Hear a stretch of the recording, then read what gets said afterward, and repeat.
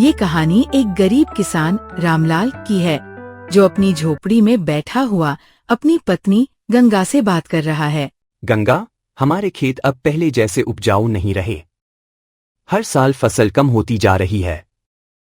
इस बार अगर कुछ ना किया तो बच्चों को खाना तक नहीं मिलेगा। हाँ, मैं भी यही सोच रही थी, लेकिन कोई उपाय भी तो नहीं सूझ रहा। गांव के लोग कह रहे हैं कि जंगल के पार वाली जमीन बहुत उपजाऊ है, मगर वहां रहने वाली बुढ़िया का नाम सुनकर ही लोग डर जाते हैं। कहते हैं कि वह लोगों को अपने जाल में फंसा लेती है। अरे, वह सब तो अफवाहें होंगी। हमें अपनी भूख मिटाने की चिंता करनी है। अगर वहां की जमीन उपजाऊ है तो एक बार जाकर देखना चाहिए। ठीक कह रही हो। मैं सुबह वहां जाकर देखूंगा। अगर सब कुछ सही रहा तो वहां खेती करने की कोशिश करूंगा। अगले दिन रामलाल जंगल के पार की जमीन देखने जाता है। वह दूर एक झोपड़ी देखता है जिसमें से धुआं उठ रहा है। जैसे ही वह पास जाता है, एक बूढ़ी औरत दरवाजे पर आ जाती है। कौन है रे तू? यहाँ क्यों आया है? माताजी, मैं गांव का रहने वाला एक गरीब किसान हूँ। सुना है कि यहाँ की जमीन बहुत उपजाऊ है, इसलिए देखने चला आया। हाँ, उपजाऊ तो है, पर इस जमीन की कीमत चुकानी पड़ती है। कीमत? कैसी कीमत?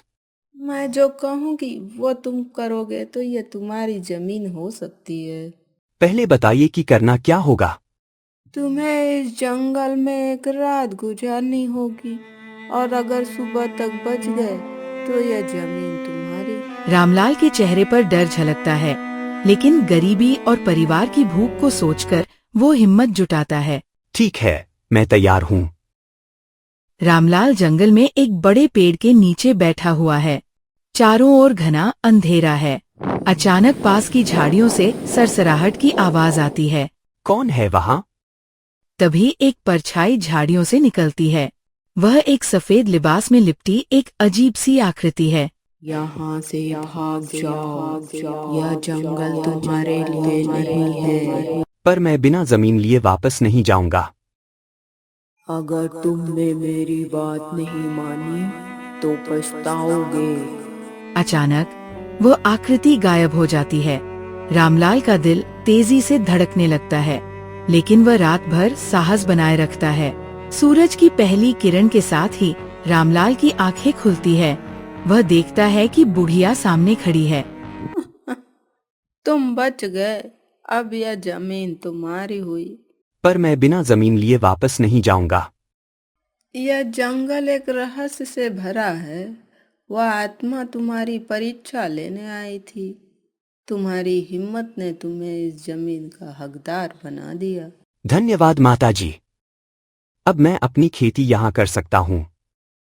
रामलाल गांव लौटकर खेत जोतने की तैयारी करता है, लेकिन तभी गांव के बुजुर्ग हरिराम उसे रोकते हैं। अरे रामलाल, तुमने उस बुढ़िया की चाल में आकर बहुत बड़ी गलती कर दी। गलती? कैसी गलती? वह जमीन श्रापित है।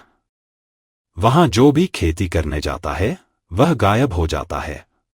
लेकिन मैं तो सही सलामत हूँ। क्योंकि तुम्हें वहां सिर्फ रात बिताने को कहा गया था। लेकिन अब अगर तुम वहां रहोगे तो कुछ अनहोनी हो सकती है। रामलाल के मन में संशय बढ़ जाता है, लेकिन लालच उसे पीछे हटने नहीं देता। वह वहां खेती शुरू करता है। पहले कुछ दिन सब सामान्य रहता है, लेकिन एक रात रामलाल अपने खेत में काम कर रहा होता है कि अचानक एक अजीब सी आवाज उसके कानों में पड़ती है। तुमने चेतावनी पर ध्यान नहीं दिया, अब तुम मारे जाओगे। रामलाल डर के मारे इधर उधर देखने लगता है, लेकिन उसे कुछ दिखाई नहीं देता। अचानक खेत की जमीन उसके पैरों के नीचे से हिलने लगती है और वह जमीन में समाने लगता है। वह चीखता है, लेकिन कोई सुन नहीं पाता। अगली सुबह जब गांव वाले वहां आते हैं तो रामलाल का कोई निशान नहीं मिलता। बस वह जमीन बिल्कुल समतल हो चुकी होती है, जैसे वहां कोई कभी था ही नहीं। मैंने कहा था, वह जमीन श्रापित है। गांव वाले डर के मारे वहां से भाग जाते हैं और फिर कभी उस जमीन का जिक्र तक नहीं करते। वो जंगल और वह जमीन हमेशा के लिए एक रहस्य बनकर रह जाती है।